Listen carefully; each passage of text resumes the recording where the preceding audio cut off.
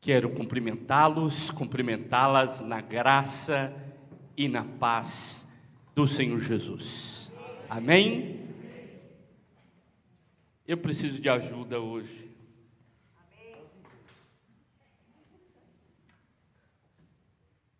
Eu gostaria que você me ajudasse a completar alguns slogans de produtos muito conhecidos. Por exemplo, porque você vale muito. Você sabe qual produto é esse? L'Oréal Paris. Você entra num certo lugar e ouve pontinhos, você entra cliente e vira fã. Você conhece? Este já entrou em algum supermercado assim? Qual supermercado é? Sonda Supermercado. Você ouve a expressão da marca e de repente, lugar de gente feliz. Pão de Açúcar. Não basta ser pai, tem que participar, não basta ser remédio, tem que ser Gelol. Parece, mas não é. Tomou, a dor sumiu. Se é bom.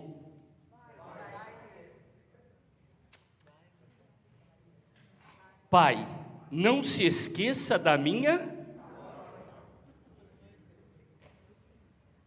Tem 1001 utilidades. Dê férias aos seus pés. Raider, chinelo Raider, ou chinelos Raider. Pontinhos, a verdadeira maionese. Vocês são bons, não tenho dúvida.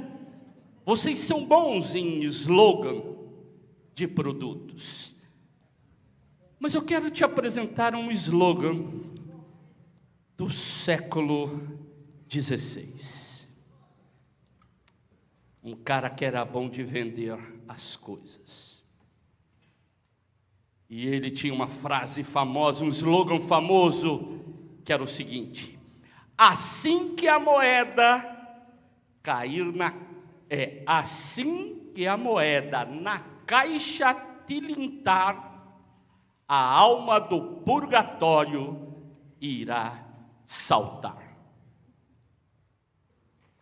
Ele era bom de venda. O nome dele era Johann Tetzel.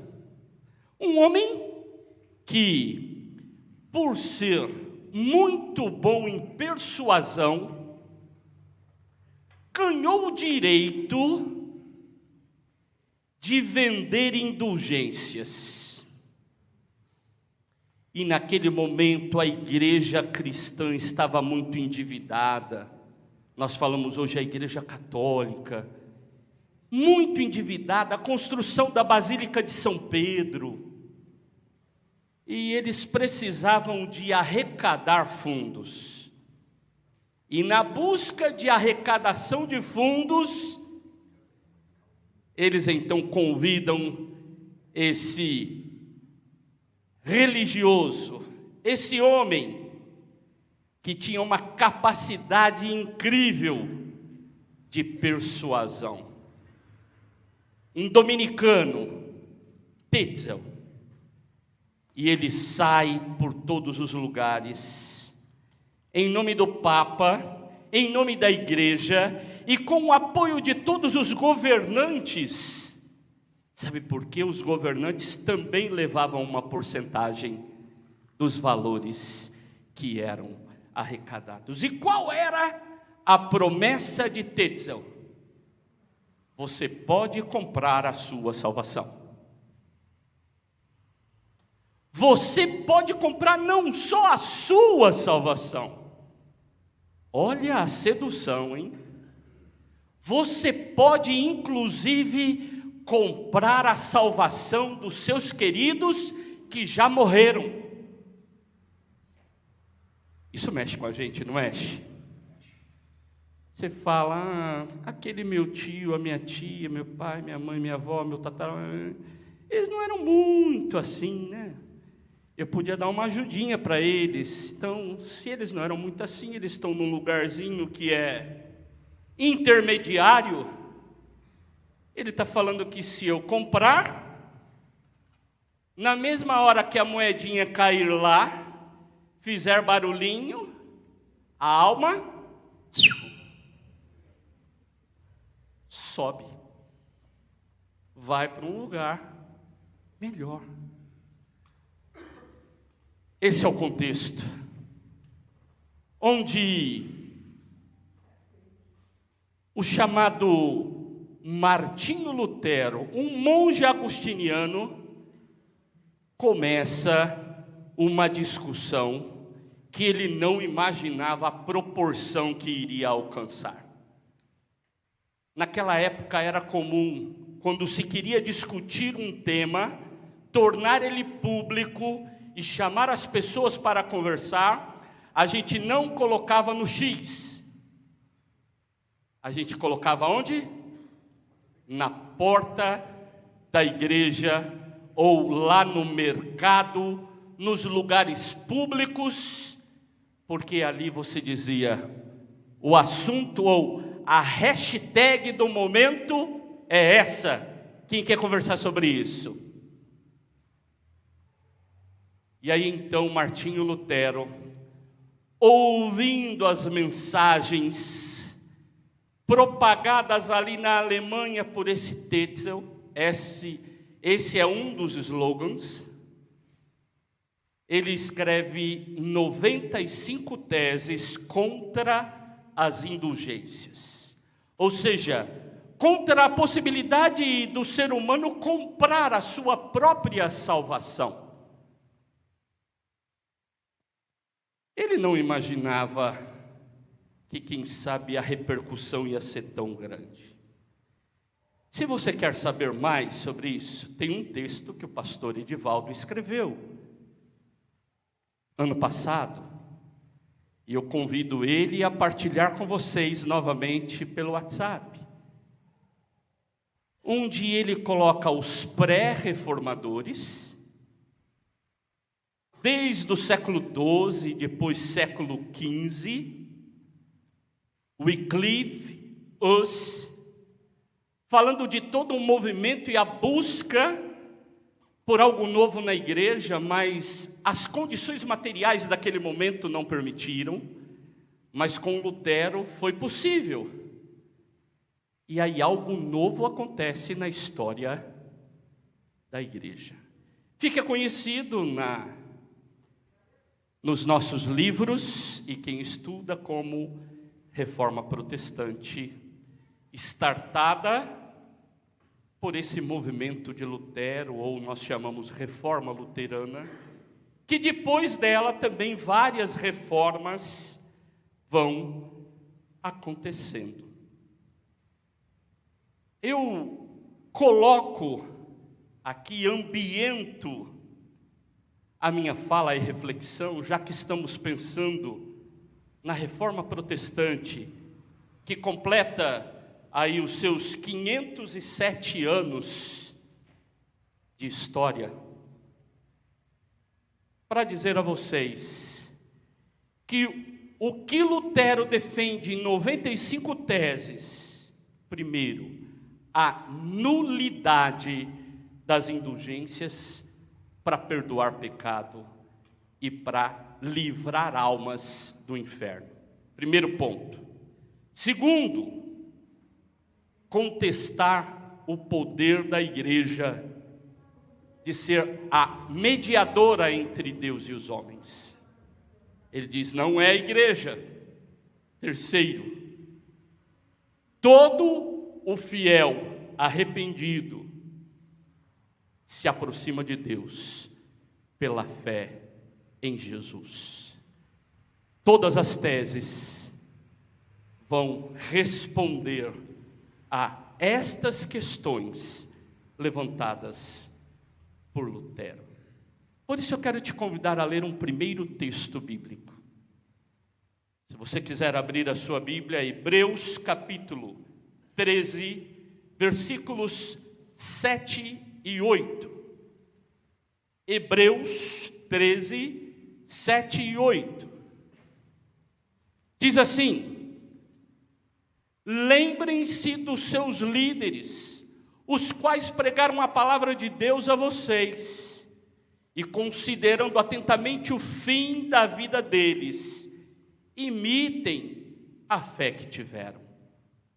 Jesus Cristo é o mesmo, ontem, hoje e para sempre.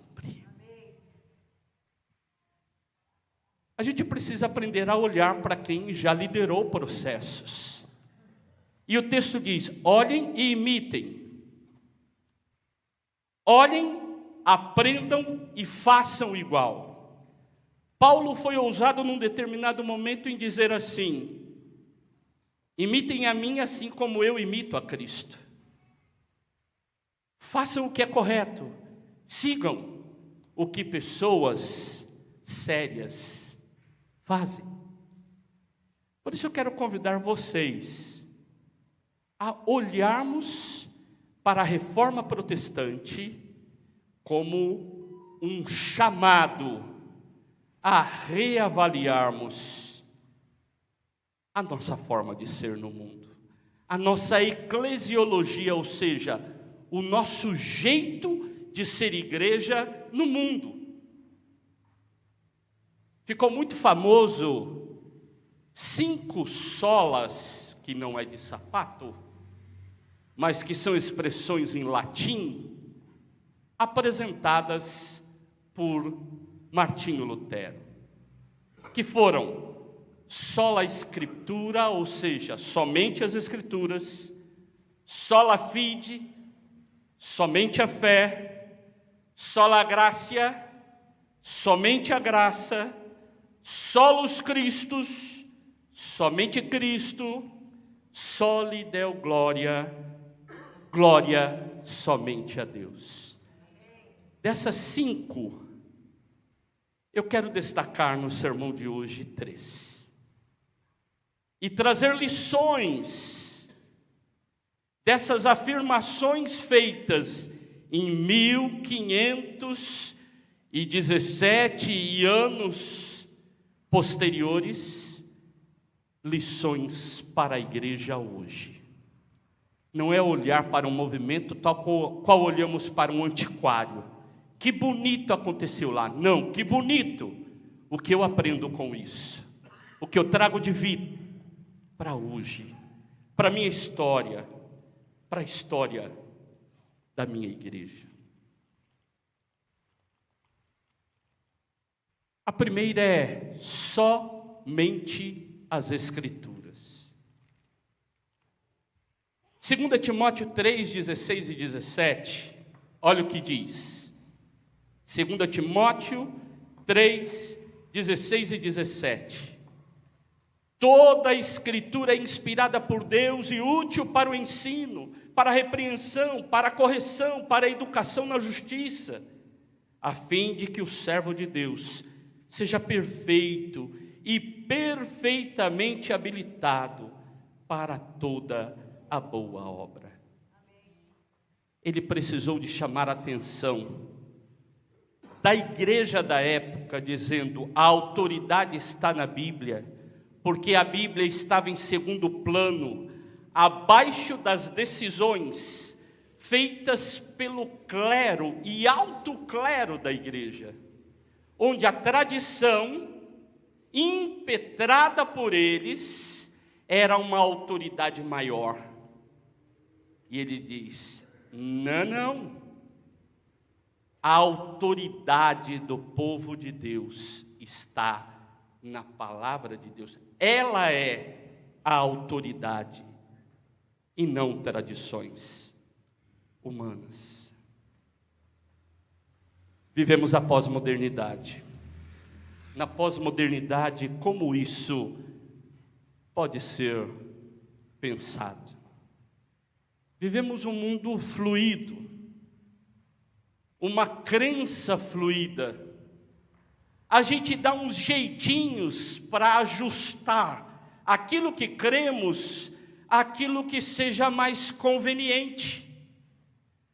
Há um processo de customização da religião, de customização da nossa fé, de trabalhar a fé segundo os nossos interesses pessoais. Eu quero consumir um bem religioso e eu quero que a igreja corresponda, que a religião corresponda, que a minha comunidade corresponda ao que eu estou desejoso. Diferentemente do mundo moderno, onde a razão, onde a definição a partir do pensamento dava respostas ao certo, ao errado, no pós-moderno é a sensação. Por isso, eu senti, eu sinto, eu gosto. Para mim, isso é a individualidade, a sensação, se sobrepõe às verdades da Bíblia e às verdades doutrinárias. Por isso eu já não quero assumir compromisso com as verdades que me são impostas, mas com as verdades que eu concordo e acho que são agradáveis. Logo, eu defino. Se antes era a tradição imposta pelo clero, hoje, quem sabe, impostas pela nossa individualidade, nossos desejos, nossas sensações. Qual o chamado, então? Para priorizarmos o estudo sério da Bíblia. É gostoso ler versículos da caixinha de promessa? É. E se você gosta, continue lendo. Mas não só. Saque versículos e estude ele no seu contexto. Entenda a mensagem dessa palavra como vida para nós hoje, e não simplesmente para responder às suas necessidades pessoais. Um segundo ponto, sola gratia, somente a graça. Efésios capítulo 2, versículos 8 e 9 diz assim: porque pela graça sois salvos por meio da fé, e isso não vem de vós, é dom de Deus. Até aí. No mundo marcado pela filosofia pragmática, onde o foco está no resultado, a gente hoje gosta muito da ideia da meritocracia. Ele mereceu, então é dele. E a gente cria as fórmulas para avaliar quem merece e quem não merece. Rubem Alves, ele tem um texto que eu tive a oportunidade de ler no jornal na época, e depois foi coletado e transformado em livros, vários textos dele, chamado Os Vestíbulos. Vestibular vem de vestíbulo. Vestíbulo é portão. E ele questiona se o vestibular tem sido um processo para ajudar pessoas a entrarem na universidade ou barrarem de entrar na universidade. A pouca oferta de vagas leva há uma disputa injusta.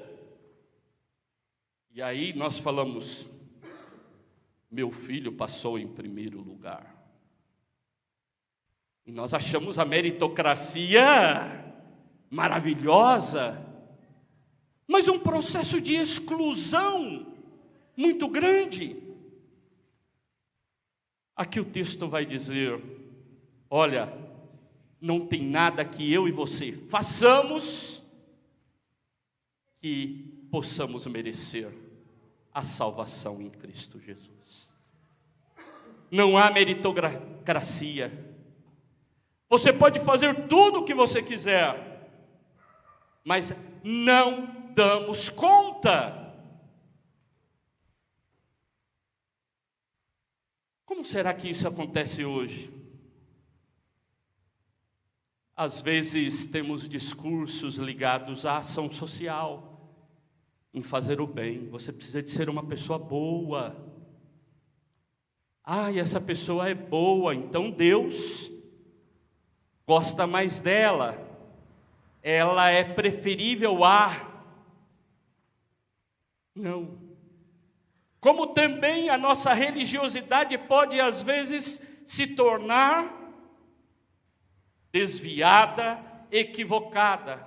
Como por exemplo o jejum. Jejum não é moeda de troca com Deus. Oração de intercessão não é moeda de troca com Deus. Jejum é tempo da gente abrir mão de coisas importantes para estar em comunhão, orando e rogando a Deus, mas não trocando nada com Ele. Não tem nada em nós que nós possamos oferecer.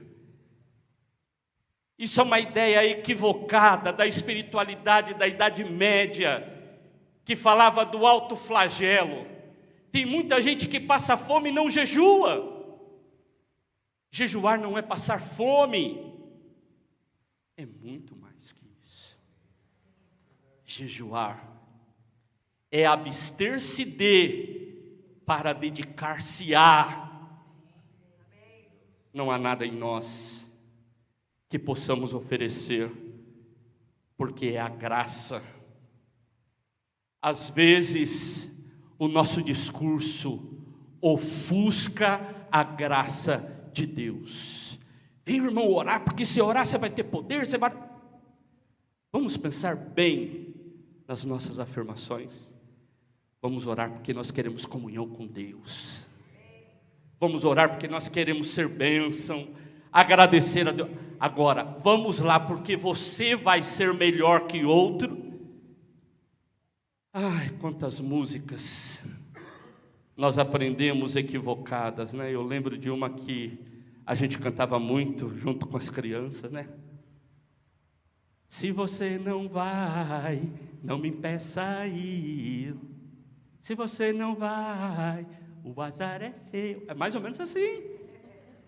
Eu estou preocupado comigo, não estou nem aí com o outro. Não.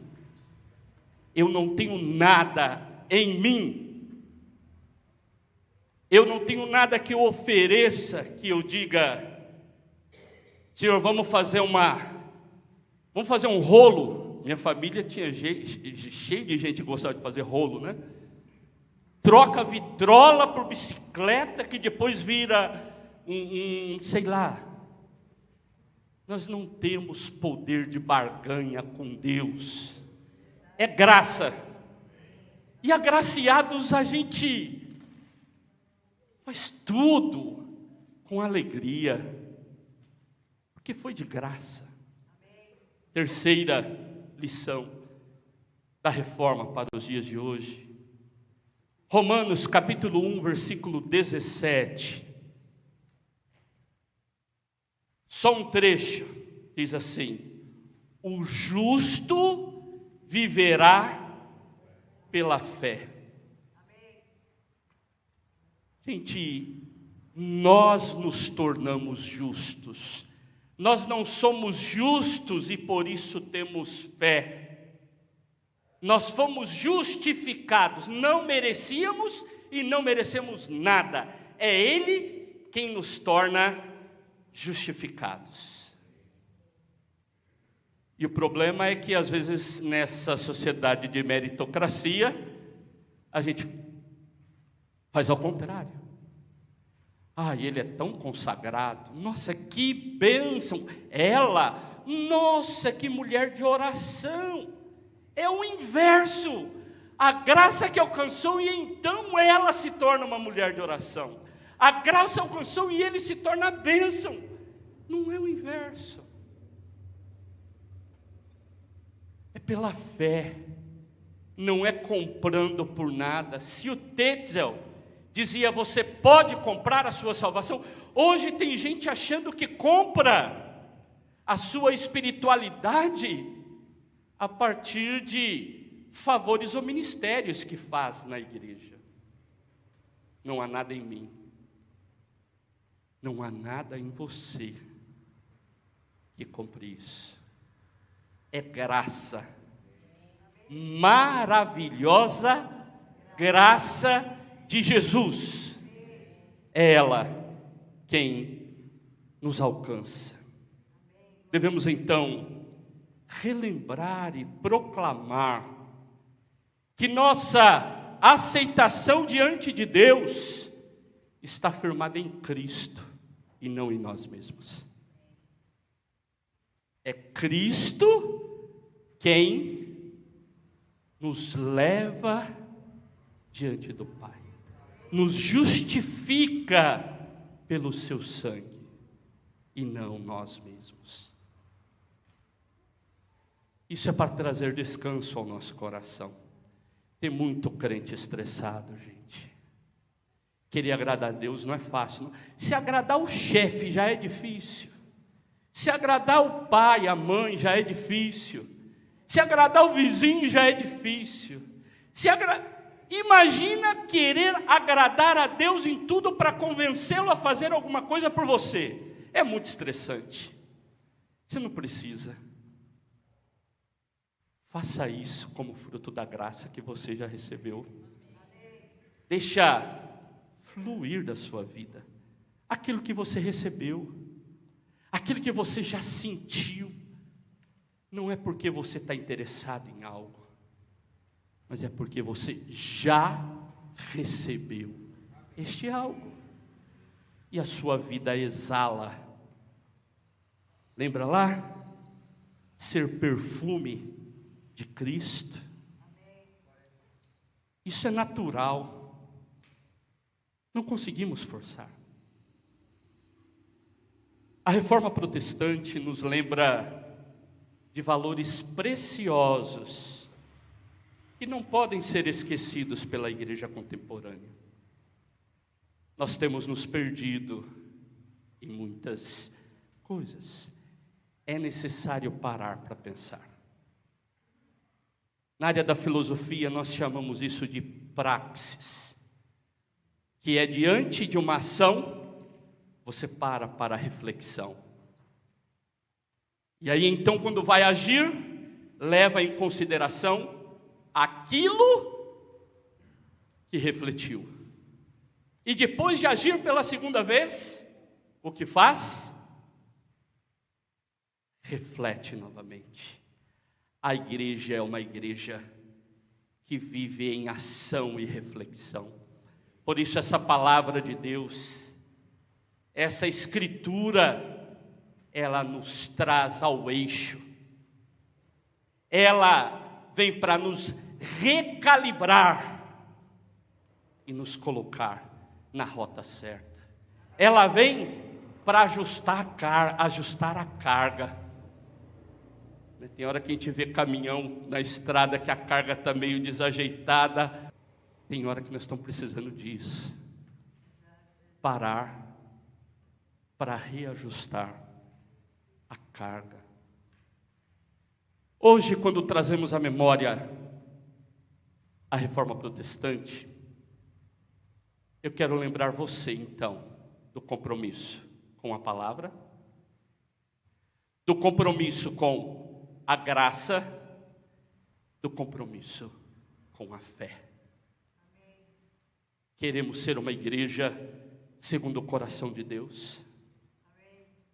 Vamos nós, assim como Martinho Lutero, que incomodado, chama as pessoas para conversar, colocando 95 teses, vamos nós conversar entre nós o que precisa ser reajustado para fazermos melhor. Você sabe quando que Martinho Lutero escreve aquele hino? É mais ou menos o seguinte: Martinho Lutero, ele começa esse movimento, e tem hora que no meio do movimento a coisa complica. E na hora que a coisa complicou, que o pastor Edivaldo gosta, quando chega a hora de quase,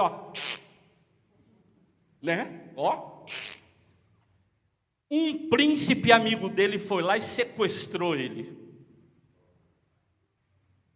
Levou ele para o seu castelo e escondeu Lutero.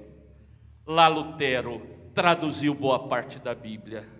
Lá Lutero escreveu textos importantes.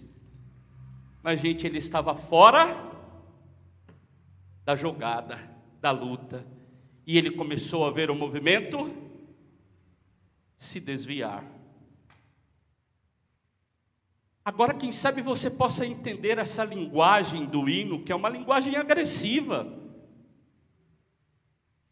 Porque ele está dizendo assim: olha, não é o castelo do príncipe Frederico que me protege. Sabe qual é o castelo que me protege de verdade? Deus. Por isso ele diz: castelo forte, não é o do Frederico, castelo forte é o nosso Deus. Ele fala de espada e bom escudo porque a coisa estava feia, eles estavam brigando mesmo, tinha muita gente morrendo,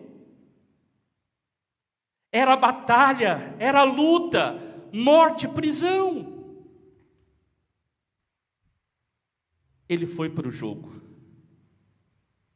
e ele falou assim: o meu compromisso com a verdade da fé não me permite ficar escondido.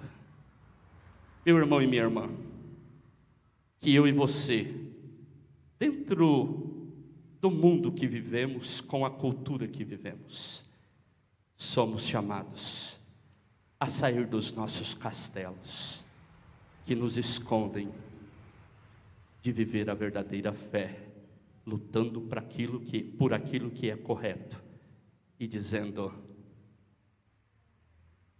é tudo ou nada, porque eu creio que o que eu vivo aqui é o começo de algo que vai continuar toda a eternidade. Por isso ele termina dizendo: se eu vou perder algumas coisas, se eu for perder a própria vida, eu sei que o que me está garantido é a continuidade da minha fé. Feche seus olhos, mesmo sentado. Há algo que você gostaria de colocar diante de Deus, pedindo um reajuste para a sua vida pessoal, para a vida da igreja? Esse é um momento oportuno, íntimo, em que você pode fazer isso. À luz da palavra que diz para você nesta noite: lembre-se que é a graça de Deus que você consegue pela fé, aprendendo através da palavra.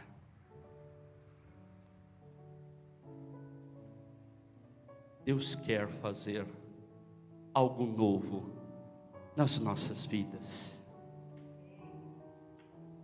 Podemos assumir compromisso e dizer: Senhor, eu quero ou continuar